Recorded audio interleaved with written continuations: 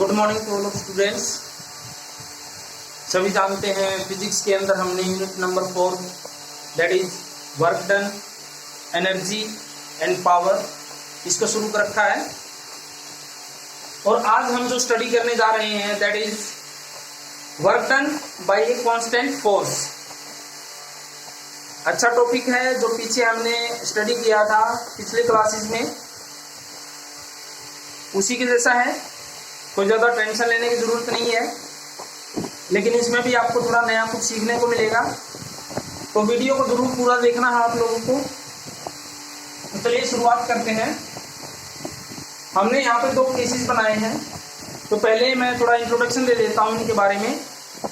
देखिए, कई बार क्या है कि किसी ऑब्जेक्ट पे हम फोर्स लगाते हैं तो वो जो ऑब्जेक्ट है उसी डायरेक्शन में चलना शुरू कर देता है, एक स्ट्रेट लाइन में, जिस डायरेक्शन में हमने फोर्स को लगाया है।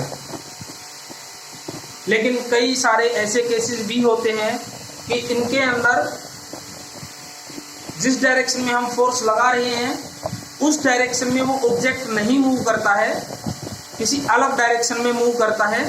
कहने का मतलब ये हुआ कि जिस डायरेक्शन में हम फोर्स अप्लाई करेंगे और जिस डायरेक्शन में ऑब्जेक्ट मूव करेगा, दोनों के बीच में कुछ ना कुछ एंगल होगा। तो चलिए शुरुआत करते हैं 1 बाय 1।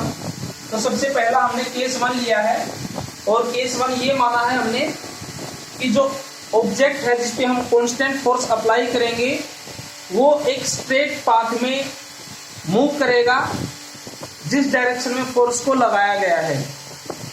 तो जैसे कि हमारे पास में मान लीजिए ये आपके पास में कोई गाड़ी है, ये यहाँ पे आपके पास में सेंटर से हमने डिस्टेंस ले ली है।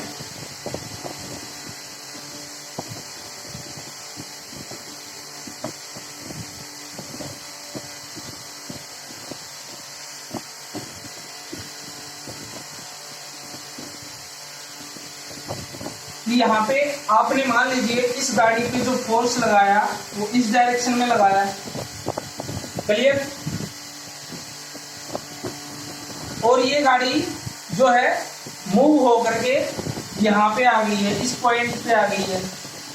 ए पॉइंट से मान लीजिए बी पॉइंट पे आ गई है। कितना डिस्प्लेसमेंट हुआ? एस। मे बी 100 मीटर का डिस्प्लेसमेंट, 200 मीटर जो भी हुआ। तो यहाँ पे आपने क्या देखा कि जिस डायरेक्शन में आपने फोर्स लगाया है उसी डायरेक्शन में एक स्ट्रेट लाइन के अलोंग डिस्प्लेसमेंट हुआ है। कहने का मतलब ये हो कि जो फोर्स की डायरेक्शन है और जो डिस्प्लेसमेंट की डायरेक्शन है, दोनों की डायरेक्शन क्या है? सेम है, along the same straight line.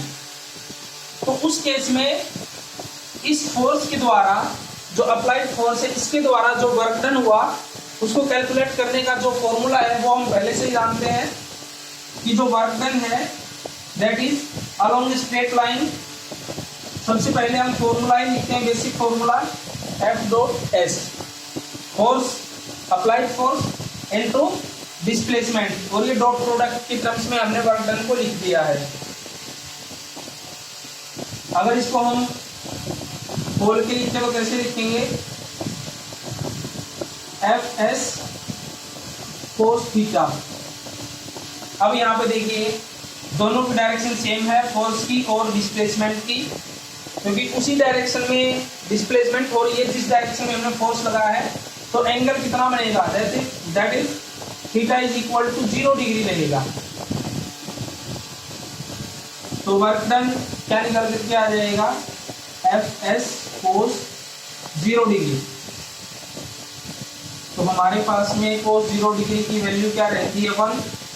तो F.S इंटू 1, तो वर्क डन आ गया हमारे पास में simply product of force and displacement. और ध्यान रखना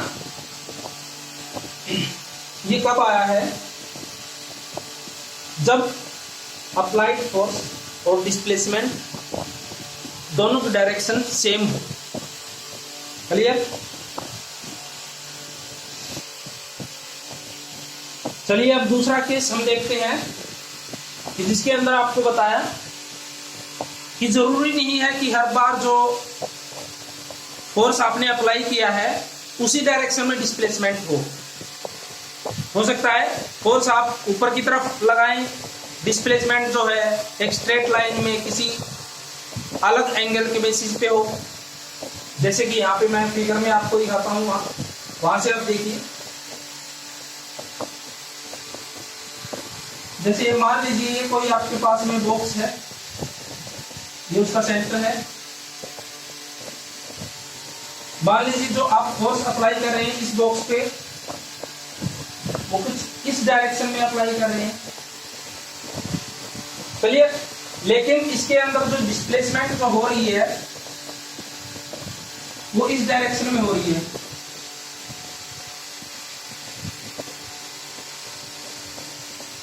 और जो आपने यहाँ पे इस डायरेक्शन में जो फोर्स अप्लाई किया है उसकी वजह से मान लीजिए जितना डिस्प्लेसमेंट हुआ, ये जो बॉक्स है उठ करके मान लीजिए यहाँ पे आ गया है। तो जो मैग्नीट्यूड ऑफ डिस्प्लेसमेंट की बात करें तो इतना उसके अंदर जो है डिस्प्लेसमेंट हो गया है, ये फोर्स अप्लाई करने की वजह से।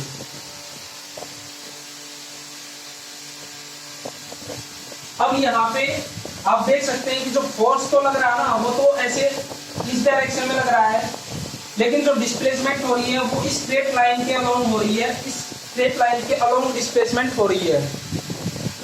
तो कहने का मतलब ये हुआ कि यहाँ पे आपके पास में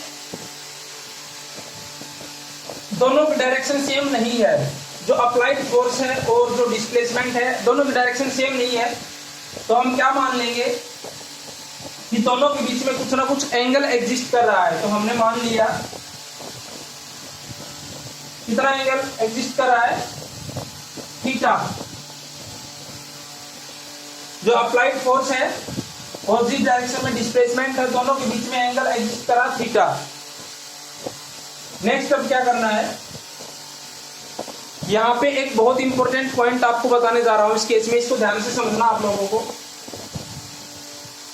अब ये जो फोर्स है हम क्या करेंगे, इस फोर्स को इसके दो कंपोनेंट्स में हम ब्रेक करेंगे, एक हॉरिजॉन्टल कंपोनेंट और एक वर्टिकल कंपोनेंट। कैसे देखिए, ये जो एंगल बन रहा था इस एंगल के साथ में एक लाइन ऐसे हॉरिजॉन्टली आपको ड्रॉ करनी है और एक ऐसे आपको वर्टिकली ड्रॉ करनी है।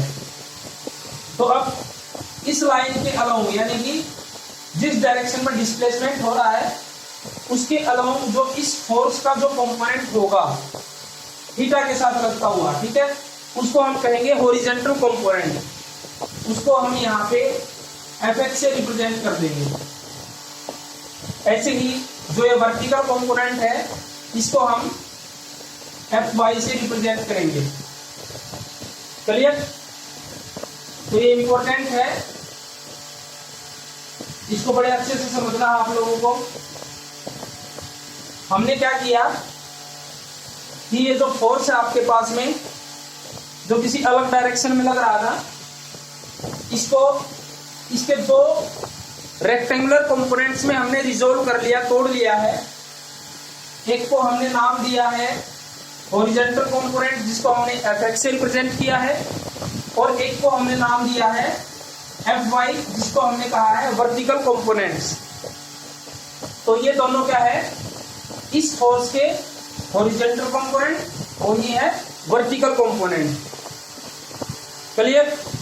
तो अब यहाँ पे हम जो है फिर से केसेस अप्लाई करेंगे कि हॉरिजॉन्टल कंपोनेंट की वजह से कितना डिस्प्लेसमेंट हुआ, सॉरी हॉरिजॉन्टल कंपोनेंट की वजह से कितना वर्क डन हुआ इस ऑब्जेक्ट के ऊपर, और दूसरा केस वर्टिकल कंपोनेंट की वजह से कितना वर्क डन हुआ इस ऑब्जेक्ट के ऊपर। तो पहला केस हम लेकर चलते हैं यहाँ पे। तो यहाँ पे आप लोग जो है लेफ्ट साइड में देखिएगा इसको,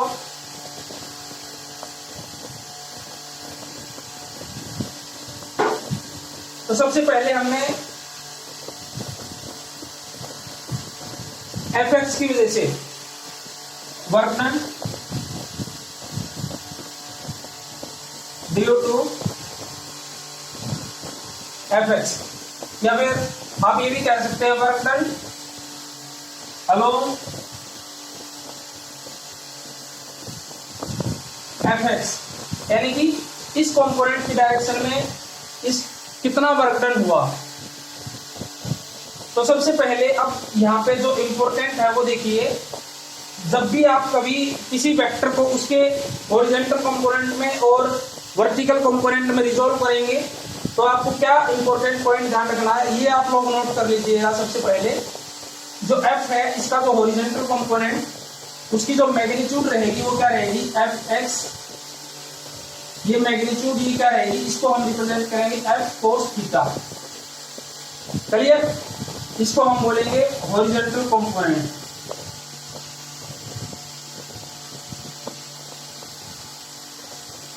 हॉरिजॉन्टल कंपोनेंट ऑफ f, ये पार्ट। ऐसे ही जो आपके पास में f है और fy इसका क्या है, वर्टिकल कंपोनेंट, तो इसकी जो मैग्नीट्यूड रहेगी आपके पास में, इसको आप लिखेंगे f sin थीटा, इसको आप बोलेंगे वर्टिकल कंपोनेंट।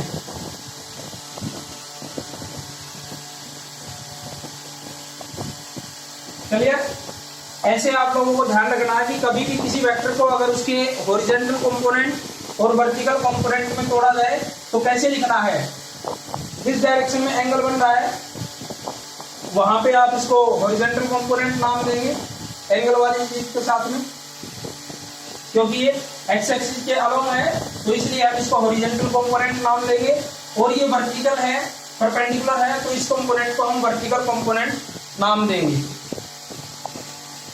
तो अब यहाँ पे आपको सिंपली जो फोर्स का जो फॉर्मूला है वो अप्लाई कर देना है, वर्क डन और फोर्स और जो डिस्प्लेसमेंट में जो रिलेशन है वो आप लोग यहाँ पे अप्लाई कर दीजिएगा। देखिए जो वर्क डन का जो फॉर्मूला है that is F dot S, ये फॉर्मूला है, और इसको आप जो है यहाँ पे F, देखिए आप अलोंग Fx कर रहे हैं तो Fx आप लेना पड़ेगा आपको यहाँ पे, तो यहाँ पे Fx मैंने लिख दिया है। क्यों, क्योंकि आप जो है इस फोर्स के हॉरिजॉन्टल कंपोनेंट की डायरेक्शन में आप वर्क डन जो है निकालने जा रहे हैं, यानी कि इस कंपोनेंट की वजह से कितना वर्क डन हुआ, तो Fx आपने लिख दिया है। अब यहाँ पे इस चीज को आप मैग्नीट्यूड की फॉर्म में लिखें तो आपके पास में जो वर्क डन होगा वो कितना निकल करके आएगा, Fx की जो मैग्नीट्यूड है दैट इज किसके इक्वल है, F cos थीटा, क्योंकि देखिए Fx जो है स्ट्रेट लाइन में है और S भी क्या है, स्ट्रेट लाइन में है, तो सिंपली आप इन दोनों के बीच में एंगल कितना बनेगा, इन दोनों के बीच में एंगल बनेगा थीटा इक्वल टू 0 डिग्री बनेगा।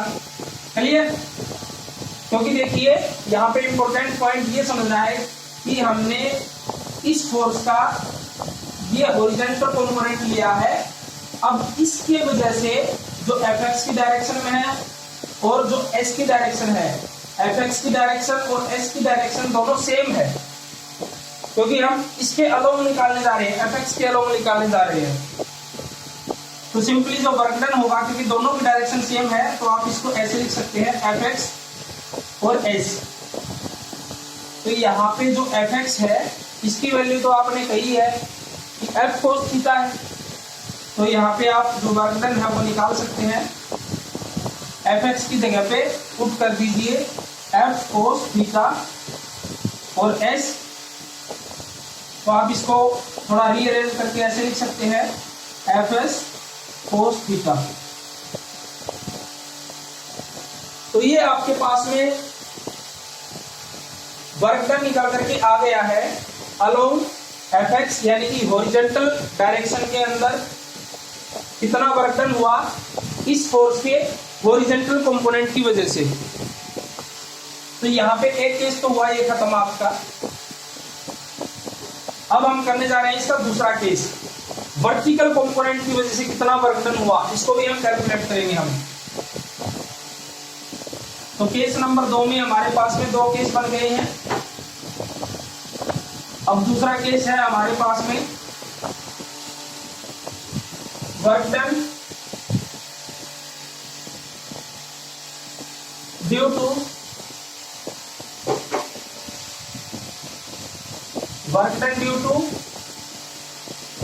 Fy, यानी कि ये जो अप्लाइड फोर्स है इसके vertical component that is Fy की वजह से वर्क डन कितना होगा।